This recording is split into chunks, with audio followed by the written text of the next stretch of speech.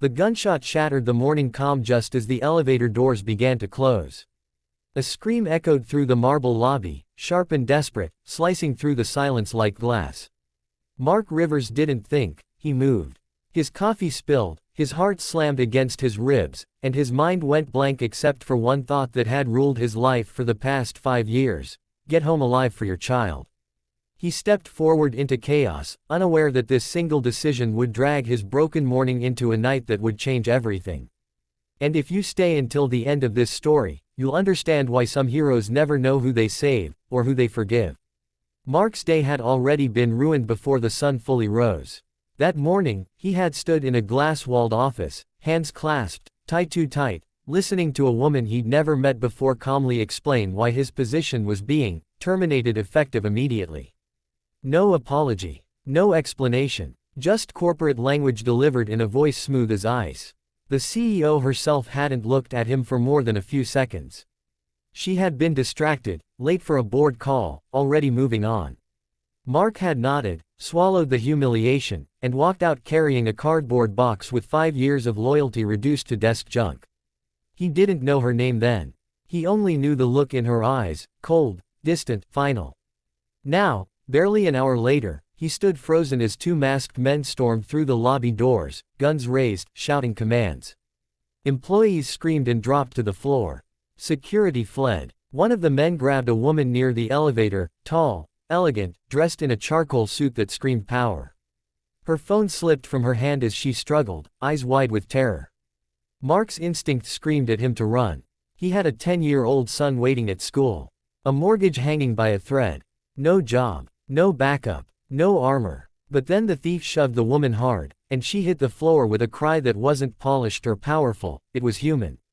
Helpless. Terrified. Something snapped inside him. He saw his late wife's face for a split second, remembered the promise he'd made at her grave, to be brave enough for both of them. Mark ducked behind a marble pillar as another shot rang out.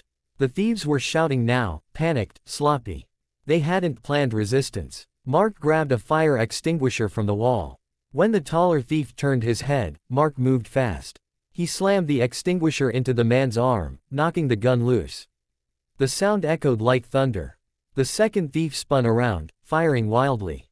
Glass shattered. Smoke exploded as Mark squeezed the extinguisher handle, blinding them both in white chaos. He tackled the second man, pain tearing through his shoulder as they hit the ground.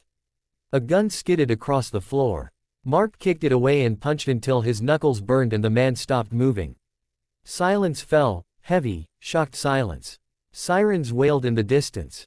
Mark collapsed to his knees, chest heaving, hands shaking so badly he couldn't tell if he was bleeding or not. Someone grabbed his arm. He flinched, then looked up. It was the woman. Her face was pale, her hair disheveled, but her eyes, those sharp, commanding eyes, were locked on him, full of something he couldn't name. Gratitude, shock, fear, maybe all three. "Are you hurt?" she asked, her voice unsteady. Mark shook his head. "You should, sit down. Police are coming." She nodded but didn't let go of his arm. Minutes later, flashing lights flooded the lobby. Paramedics rushed in. Police cuffed the thieves. People whispered, stared, filmed. Someone called Mark a hero. The word felt wrong, heavy. He just wanted to go home. As the chaos settled, the woman finally stood in front of him, holding her coat tight around her. Shaking hands. "My name is Claire Whitmore," she said softly. Mark froze. The name hit him harder than any punch. Claire Whitmore, CEO of Whitmore Technologies. The woman who had fired him that morning without even learning his story. She watched his face change, confusion turning into recognition. "You know who I am," she said quietly.